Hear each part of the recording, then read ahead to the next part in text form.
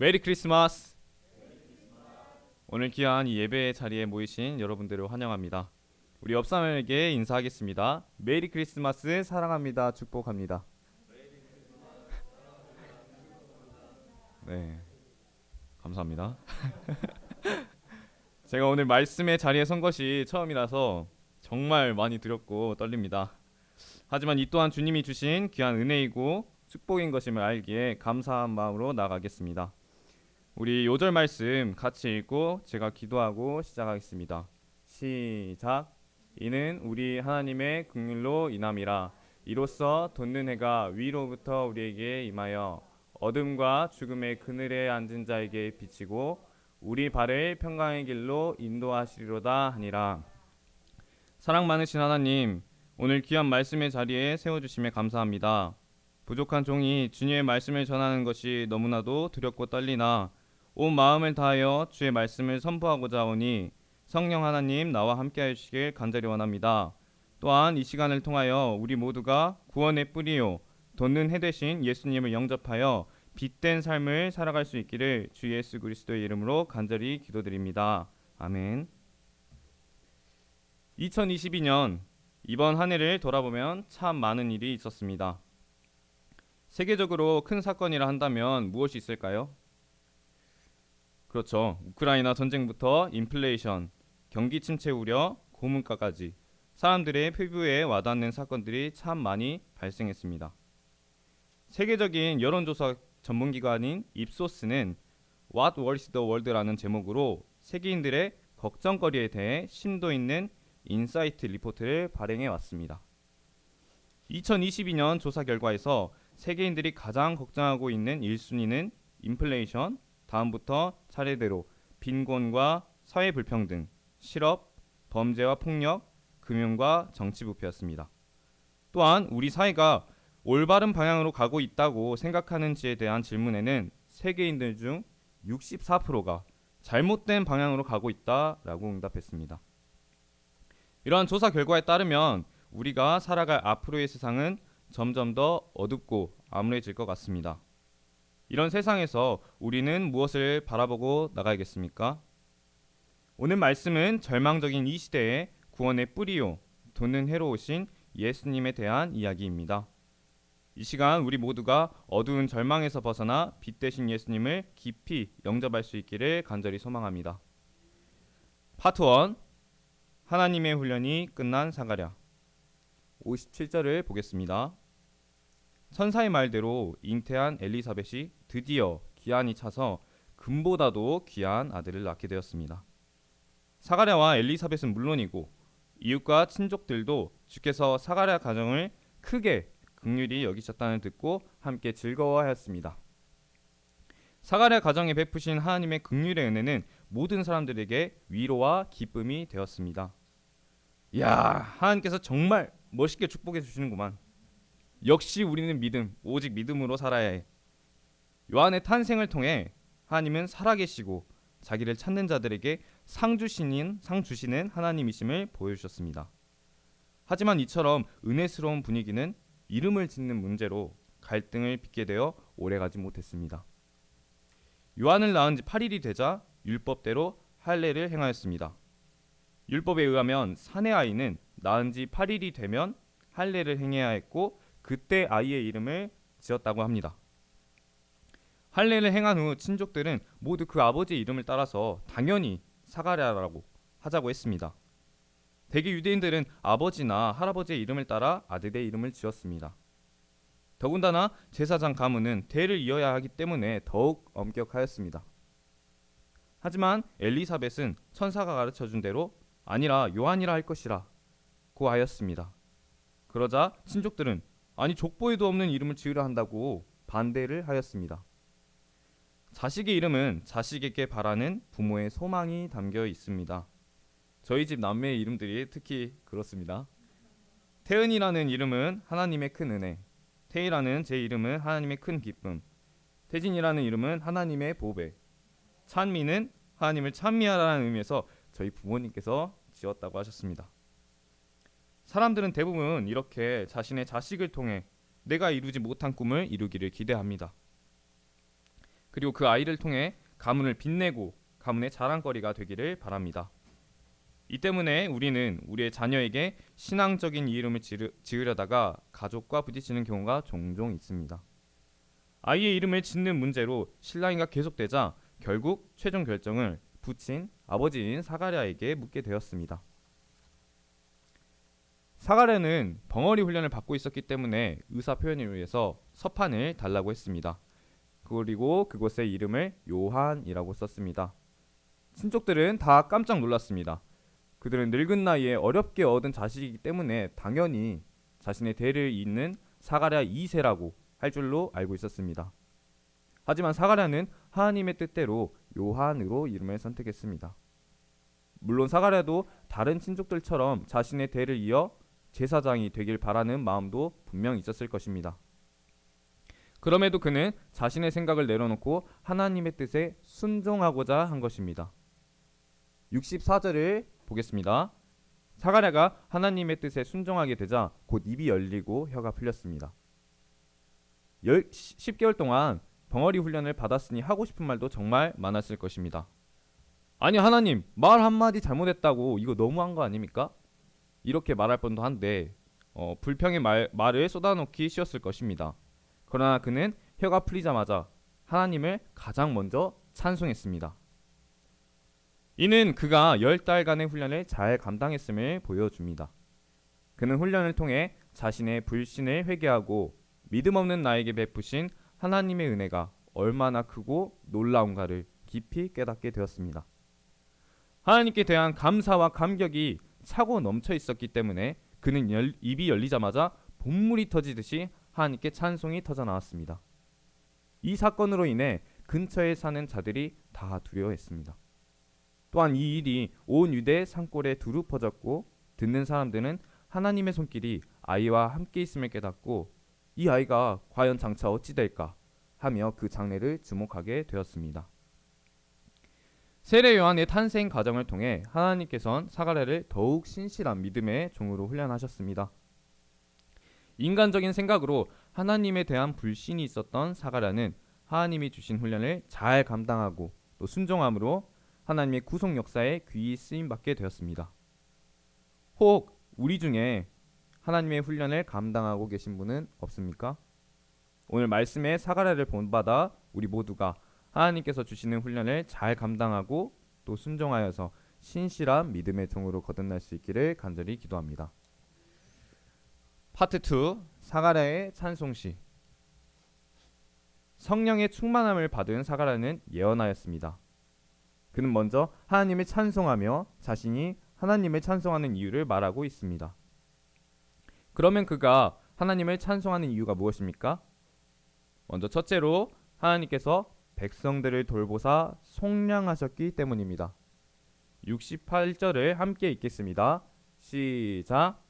찬송하리로다 주 이스라엘의 하나님이여 그 백성을 돌보사 속량하시며. 여기서 돌보셨다는 말은 NIV의 He has come입니다. 즉 찾아오셨다는 것을 말합니다. 또한 속량하셨다는 것은 노예에게 몸값을 치르고 해방시켜주는 것을 말합니다. 하나님께서는 죄와 사탄의 종노릇하는 우리를 구원하시기 위해 친히 인간의 몸을 입고 찾아오셨습니다. 또한 십자가를 통해 인간들의 죄값을 지불하고 구원하셨습니다. 하나님께서 미천한 우리 인간의 몸을 입으셨다는 것은 마치 인간이 구더기를 구원하기 위해 구더기의 모습이 된 것과 다름이 없었습니다. 이는 참으로 엄청난 자기 희생이요 낮아지심이었습니다. 뿐만 아니라 예수님은 자기 백성들의 모든 죄를 대신 감당하시고 십자가에서 죽으심으로 구원해 주셨습니다. 사가랴는 이 하나님의 은혜를 생각할 때 심령으로부터 찬송하지 않을 수 없었습니다. 찬송하리로다 주 이스라엘의 하나님이여 그 백성을 돌보사 속량하시며. 우리도 사가랴처럼 우리를 구원하러 이 땅에 오셔서 우리를 속량하신 하나님의 은혜를 찬양해야겠습니다. 둘째로 사가랴가 하나님을 찬양하는 이유는 하나님께서 구원의 뿔을 일으키셨기 때문입니다. 69절을 보겠습니다. 우리를 위하여 구원의 뿔을 그종 다윗의 집에 일으키셨으니 하나님은 다윗의 후손을 통해 그의 나라를 견고하게 할 것을 약속하셨습니다. 그리고 약속하신 대로 그의 후손 가운데서 구원의 뿔 예수님을 일으키셨습니다. 그런데 사가랴가 예수님을 왜 구원의 뿔이라고 했을까요? 여기서 뿔은 힘을 상징합니다. 원수를 무찌르고 구원을 하려면 힘이 있어야 합니다. 우리의 원수 사탄도 강력한 힘을 가지고 있습니다. 요한계시록 12장 3절에 보면 사탄은 7머리와 10뿔을 가졌다고 하였습니다. 사탄은 10개의 뿔로 때와 장소를 가리지 않고 인간의 약점을 이용하여 마구 찌릅니다. 사탄은 교만, 정욕, 허무, 두려움, 이기심 등의 뿔로 마구 찌릅니다. 정욕의 뿔에 찔리게 되면 정욕에 사로잡혀 자신을 주체하지 못하고 미친 개처럼 밤거리를 헤매게 됩니다. 허무주의의 뿔에 찔린 자는 무엇을 하나 인생이 허무하여 삶의 의욕을 상실하고 나중에는 자살을 꿈꾸게 됩니다. 2021년 기준 우리나라 자살 사망자 수는 15,352명이라고 합니다. 이러한 자살률은 해를 거듭할수록 계속해서 증가하고 있습니다. 이는 사탄의 세력이 우리 세대에게 얼마나 강력하게 영향력을 행사하고 있는지 알게 합니다. 사탄은 우리의 약한 부분을 계속해서 찔러 상처나게 하고 또 파고들어 골마 썩게 만듭니다. 그리고 결국 우리가 죄에 잠식되어 삶의 끈을 놓아버리도록 만들고 생명을 앗아갑니다. 이런 강한 사탄의 세력에 사로잡힌 인간을 구원하기 위해서는 사탄보다 더 강한 힘을 가진 구원자가 필요합니다. 예수님께서는 이런 사탄의 세력을 멸하실 수 있는 권세를 가지고 계십니다. 예수님은 창조주 하나님의 능력으로 사탄을 멸하십니다. 예수님은 죽음의 권세도 파하시고 부활하신 부활의 능력을 가지고 계십니다. 이 예수님만이 죄와 죽음, 사탄의 권세로부터 우리를 구원하실 구원의 뿔이 되십니다. 이 구원의 역사는 어느 날 갑자기 일어난 일이 아닙니다. 하나님께서는 이미 구약의 선지자들을 통하여 구원의 능력이신 메시아를 보내주실 것을 말씀하셨습니다.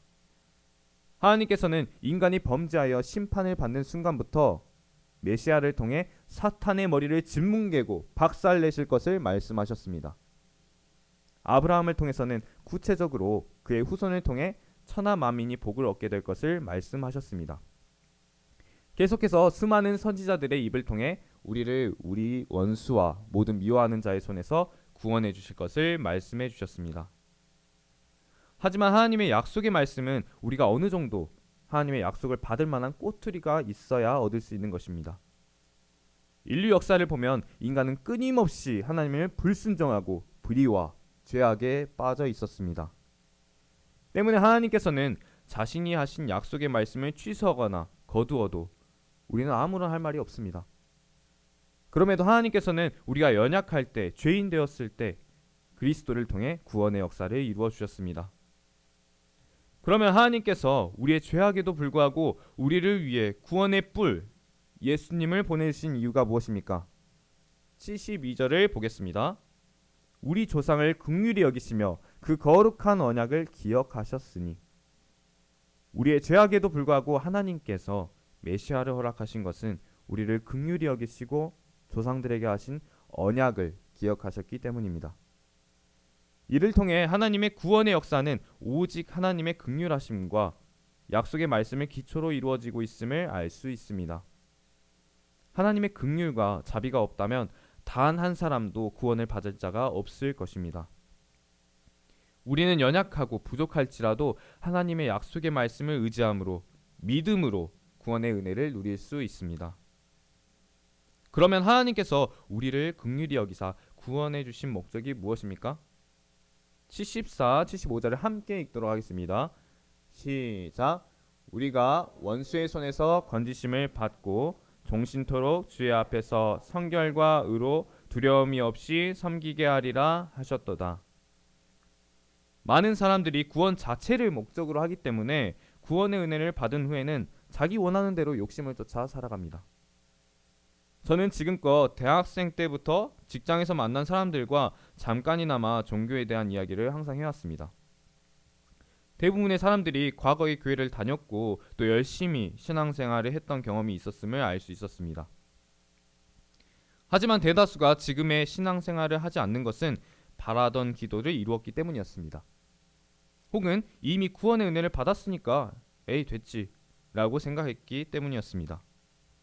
이들은 구원의 주님 예수님을 영접했기 때문에 그것으로 신앙생활을 졸업하고 이제는 마음대로 살아가고자 합니다.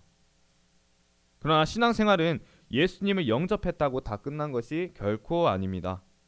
아무리 구원의 은혜를 받았다고 하더라도 예수님을 떠나게 되면 결국에는 구원받기 전보다 더 비참하게 되어 버립니다. 우리가 구원을 받은 목적은 하나님을 섬기는 데 있습니다. 인간은 본래 창조주 하나님을 섬기고 예배하는 존재로 지음받았습니다. 인간이 하나님을 섬길 때 참된 기쁨과 진정한 자유를 누릴 수 있습니다. 하지만 하나님을 섬기는 것이 얽매이는 것 같이 생각되면 우둔하게 되어서 금수와 버러지 형상을 섬기는 우상 숭배자로 잘나가게 될 것입니다. 피조물인 인간이 영원 불멸하시는 창조주 하나님을 자유롭게 섬길 수 있다는 것은 엄청난 축복이요 특권입니다. 과거 우리는 하나님을 섬기고 싶어도 죄와 두려움 때문에 거룩하신 하나님께 감히 나아갈 수조차 없었습니다. 하지만 이제는 예수님의 보배로운 피로 인하여 사죄의 은혜를 덧입고 담대히 하나님 앞에 나아갈 수 있게 되었습니다. 그것도 영원토록 하나님을 섬길 수 있게 되었습니다. 이 얼마나 큰 축복입니까? 세상의 직장은 나이가 들면 정년퇴직을 해야 합니다. 그러나 하나님을 섬기는 목자의 직분에는 정년퇴직이 없습니다. 우리는 종신토록 이 사명을 감당할 수 있습니다. 이는 구원받은 자들만이 누릴 수 있는 은혜요 특권입니다. 하나님을 성결과 의로 두려움 없이 섬기는 이 은혜와 특권을 종신토록 누리는 저희 모두가 되길 기도합니다. 사가랴는 이제 자신의 아들 세례 요한의 사명에 대해 예언합니다. 76, 77절을 함께 읽겠습니다. 시작. 이 아이여 네가 지극히 높으신 이의 선지자라 일컬음을 받고 주 앞에 앞서가서 그 길을 준비하여 주의 백성에게 그 죄 사함으로 말미암는 구원을 알게 하리니. 세례 요한은 지극히 높으신 이의 선지자라 일컬음을 받고 주의 길을 예비하는 사명을 감당하게 됩니다. 주의 길을 예비한다는 것은 구체적으로 죄 사함으로 말미암는 구원을 알게 하는 것입니다. 당시 이스라엘 백성들은 구원이란 로마의 압제에서 벗어나 경제적인 안정을 얻는 것으로 알고 있었습니다. 그래서 계속해서 정치적인 메시아, 경제적인 메시아를 기다리고 있었습니다. 하지만 세례 요한을 통해 이 땅에 오실 메시아가 이루실 구원은 죄 사함으로 말미암는 구원이라는 것을 알게 할 것입니다. 실제로 세례 요한은 광야에서 회개하라 천국이 가까웠느니라 라고 외치며 백성들에게 회개의 세례를 전파하였습니다. 우리가 이 땅에서 감당해야 할 사명 역시 세례 요한처럼 세상 사람들에게 나아가 예수님을 영접하도록 준비시키는 것입니다. 이 시대를 살아가는 사람들 역시 구원이란 경제적인 풍요를 얻는 것이라고 생각합니다. 사람들은 개처럼 벌어서 정승같이 써라 라고 하며 돈을 벌기 위해 서슴없이 죄를 저지릅니다. 이런 시대 분위기로 인해 사람들은 죄를 지어도 아무런 죄책감이나 후회나 번민을 갖지 않습니다. 이런 시대에 우리가 세례 요한과 같이 사람들의 죄에 도전하여 회개함으로 구원에 이르도록 한다는 것은 쉬운 일이 결코 아닙니다. 저 역시도 주변 이들에게 복음을 전하고자 할 때면 이것 때문에 이 사람들이 나를 멀리하는 거 아니야? 하는 두려움으로 주저하는 때가 많았습니다. 그러나 이제는 저를 포함한 우리 모두가 주의 길을 준비하는 선구자로서 이 시대에 죄에 도전하고 죄로 말미암는 구원의 역사를 이루는 자들이 되길 기도합니다. 그러면 연약한 우리가 어떻게 이 일을 감당할 수 있습니까? 78, 79절을 함께 읽도록 하겠습니다. 시작. 이는 우리의 하나님의 긍휼로 인함이라. 이로써 돋는 해가 위로부터 우리에게 임하여 어둠과 죽음의 그늘에 앉은 자에게 비치고 우리 발을 평강의 길로 인도하시리로다. 이 말씀은 돋는 해 되신 예수님이 임하시기 전 인간의 영적 상태에 대해 말해주고 있습니다. 사람들은 과학과 문명의 발달로 어두운 밤에도 밝은 대낮처럼 환하게 살아가지만 인간의 내면은 죄로 인해 어두운 밤처럼 어둡습니다. 어두움에 있으면 우리는 자신의 모습이 어떤 모습인지, 내가 어디로 와서 어디로 가야 하는지 알지 못합니다. 우리의 내면은 어둠의 권세, 즉 두려움, 무의미, 허무, 무기력 등에 시달립니다. 죽음이 주는 권세에 사로잡혀 아무런 의욕이나 소망도 없이 주저앉아 있는 모습이었습니다. 예수님을 영접하기 전 저희들의 모습이 바로 이런 모습이었습니다. 하지만 예수님께서는 이런 우리들에게 돋는 해로 임하셨습니다. 저는 군 생활을 하며 무박 2일 동안 산악행군을 한 적이 있습니다. 전날 오후부터 등반하기 시작해서 다음날 해가 떠오르기 전 새벽 정상에 도착하는 루트였습니다.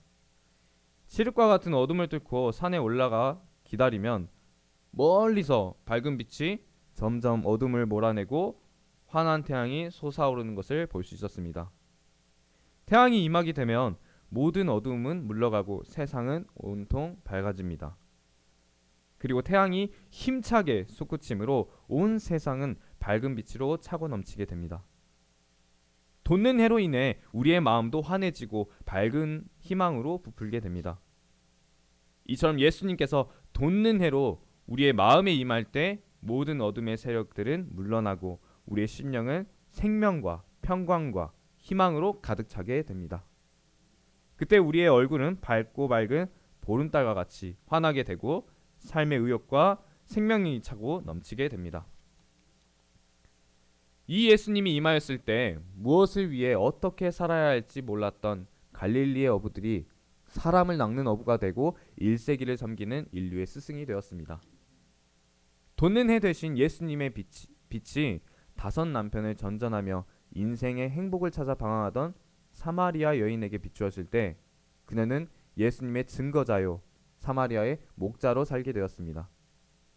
가늠하다 현장에서 잡혀와 돌에 맞아 죽었어야 했던 한 여인조차도 예수님의 빛을 영접했을 때 생명의 빛을 얻고 다시는 어둠에 다니지 않게 되었습니다. 예수님은 어둠 가운데 앉아있던 저에게도 돋는 해로서 찾아오셨습니다. 올해 5월 저는 준비하던 시험에서 불합격했습니다. 정말 누구보다 열심히 준비했다 생각했고 그 어느 때보다 스스로에 대한 자신이 있었기 때문에 분명히 합격할 것이라 생각했습니다. 하지만 분명 합격자 명단엔 제 수험번호가 없었습니다. 세상이 무너지는 것 같았습니다. 지난 세월 겪어온 실패와 쏟아온 시간들이 모두 좌절과 두려움으로 뒤바뀌어 저를 집어삼키는 듯 했습니다. 그 누구에게도 그 무엇도 말할 힘조차 나지 않았습니다. 저는 벌벌 떨면서 눈물로 기도했습니다.